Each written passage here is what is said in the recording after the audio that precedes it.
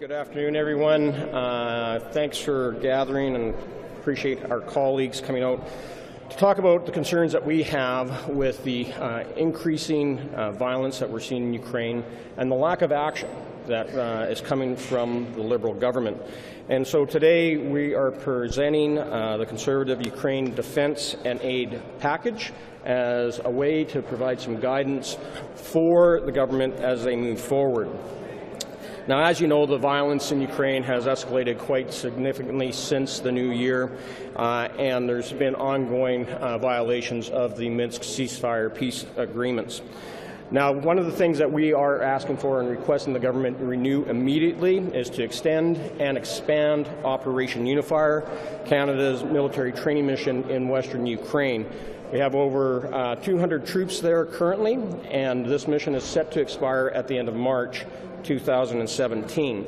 We need to make sure that that mission is extended so we provide the ongoing training at NATO standards to all Ukrainian troops who are dealing with the violence in eastern Ukraine. As you know, last June, the Government of Canada very quietly cancelled the supplying of radar sat images to the Ukrainian government. We think that should be restored immediately.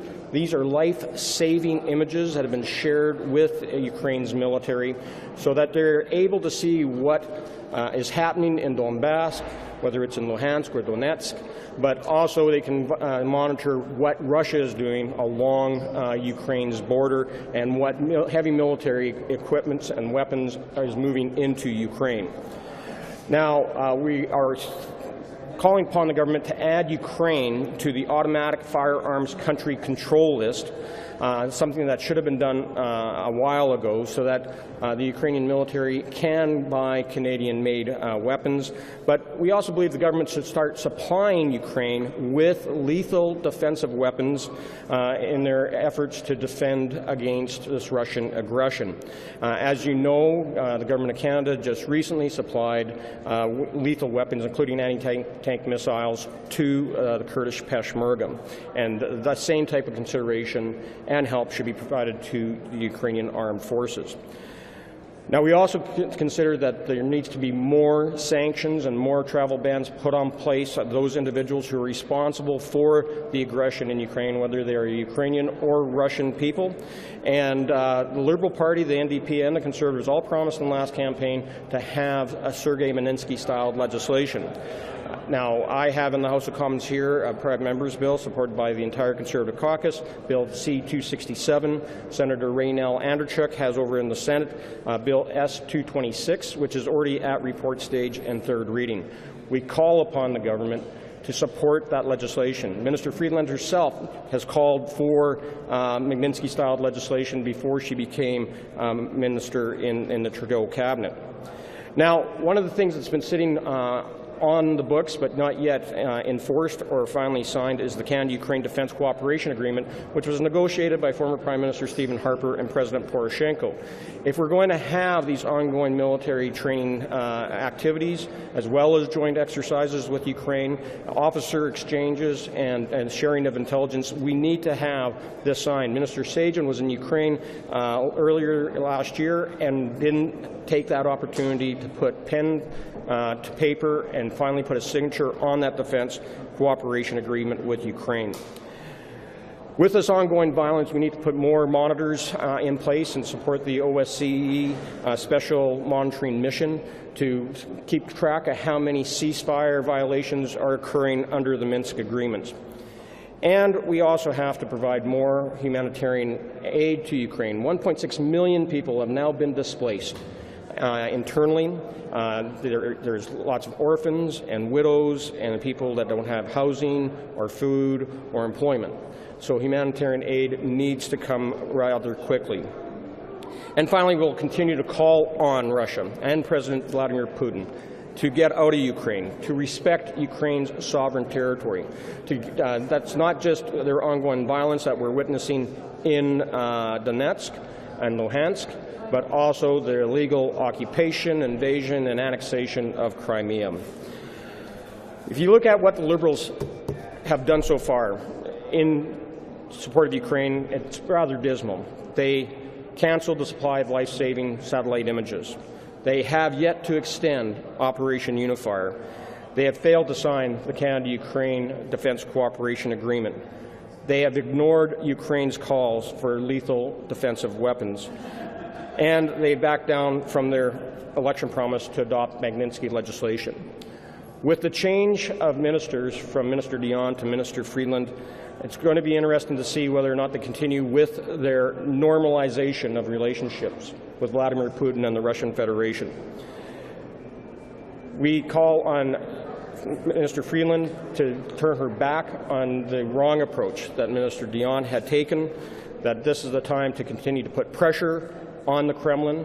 It's a time to continue to isolate Putin at the international level. And it's time for her to also take action on her demands to sanction more Russians like Igor Sechin and Vladimir Yakunin in the future. I'm going to turn it over to Peter to provide some comments and insight as well. 2 years after the Minsk II agreement was signed, we've seen absolutely no moves by Russia to fulfill the expectations of that agreement. So it is time now, and we're seeing in the U.S. Congress bipartisan support for the consideration of lethal weapons supply to Ukraine, as well as expanded training, as we have been calling for some time now with Operation Unifier. The Prime Minister has spoken words of reassurance as recently as last week in Europe. But the government of Ukraine is now becoming somewhat anxious as the deadline for renewal of Operation Unifier looms, and also in making a request, given the recent surge in the Russian-sponsored war, for lethal weapons of the sort that are being supplied now to the Kurdish Peshmerga in Iraq: anti-tank weapons, anti-armor weapons, sniper rifles, to offset the increased sniper activity and terrorism of communities along the line of contact in Ukraine. As you may know, the Standing Committee on Foreign Affairs visited Ukraine in January, and I must say the anxiety level is building.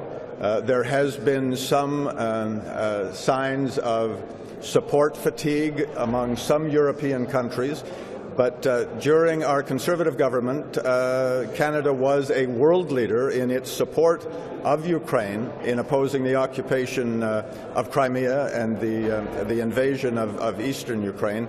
And so we are, as James has said, I think very clearly, calling on Minister Freeland and the government to step up and to fulfill the expectations of a strong ally and of Canadians who strongly support a greater and more clear support for the government of Ukraine.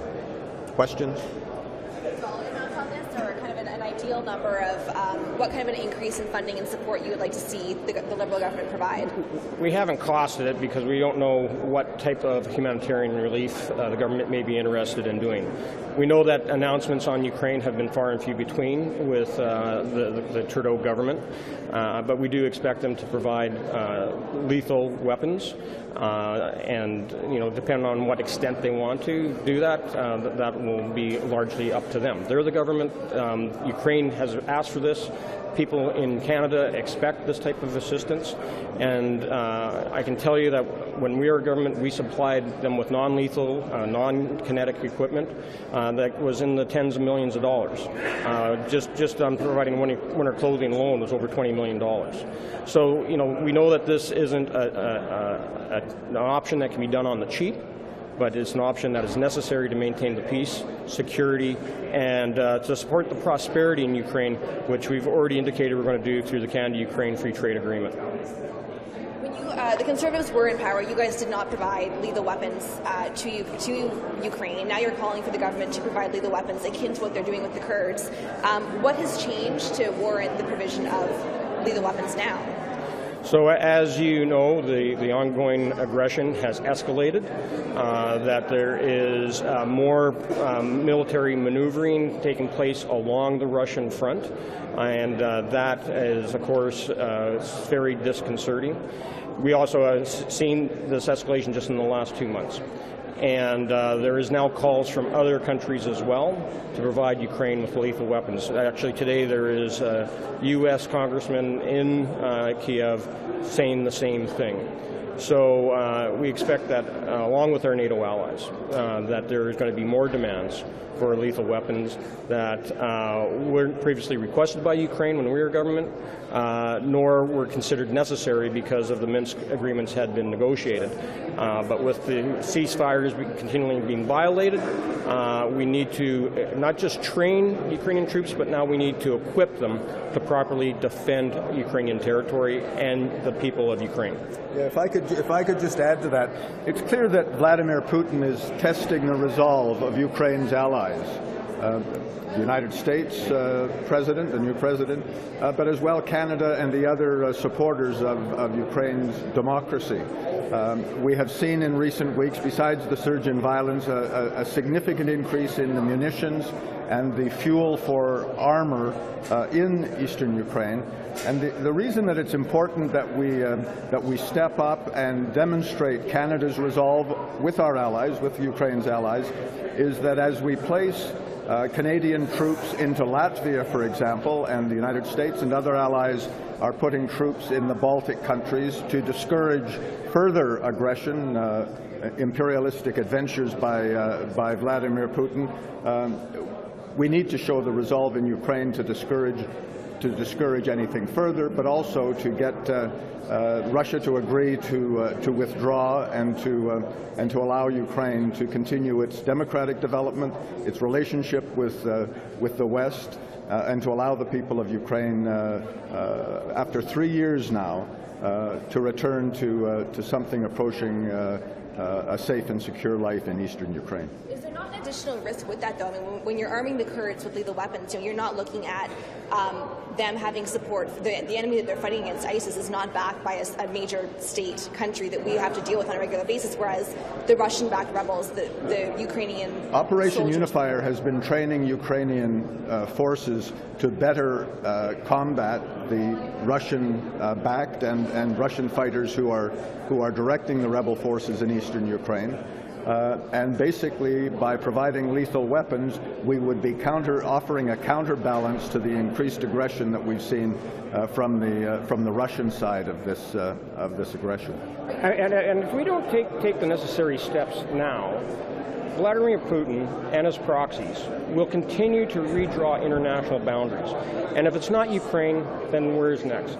It's going to be the Baltics. It's going to be NATO countries that they're going to target.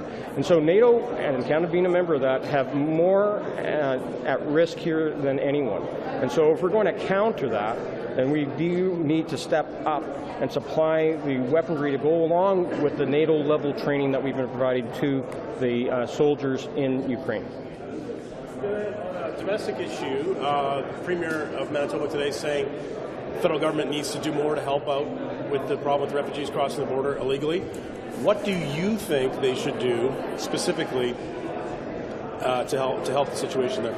Well, as you know, along the Manitoba border, especially at Emerson, which is the hot point right now, there needs to be more assistance. There needs to be more resources, whether it's in increasing the number of RCMP there to ensure that the safety of residents as well as the safety of the illegal individuals who are crossing the border are not taking any undue risk and hardship as they cross over in inclement weather. We need to have more Canadian Border Service agents. We're going to need more immigration agents to process these refugee claims.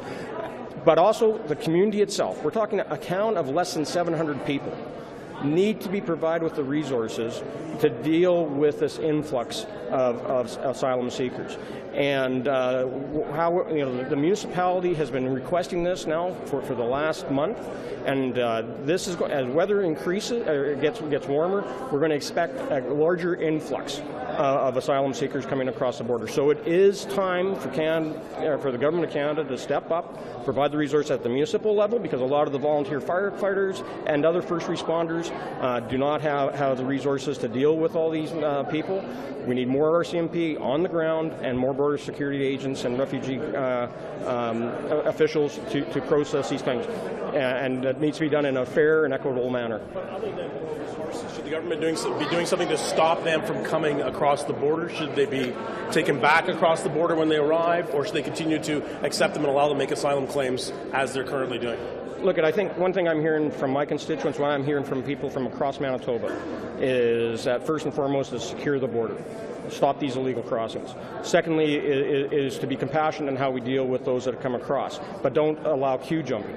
So we need to process this in a way that doesn't offset or diminish the ability of others who are in the queue that have made refugee claims legally versus these that are just flowing across the border from a safe third party. Stop them from crossing the border? You mean like secure the border. Make sure that those that are coming across, physically keeping them from coming across the border? Well, that's up to the Americans to do, right? They're the ones on the other side to provide security from that side. But I can tell you that for those that are coming across the line, that they need to be collected as quickly as possible, so they're not just wandering around out in our fields or wandering, down roads or banging on the doors of houses. That's a security issue that the people of Emerson and other small communities along the Canada-U.S. border are concerned about. Do you think that U.S. customs agents should be stopping people from even crossing over? They need to process those individuals as quickly as possible.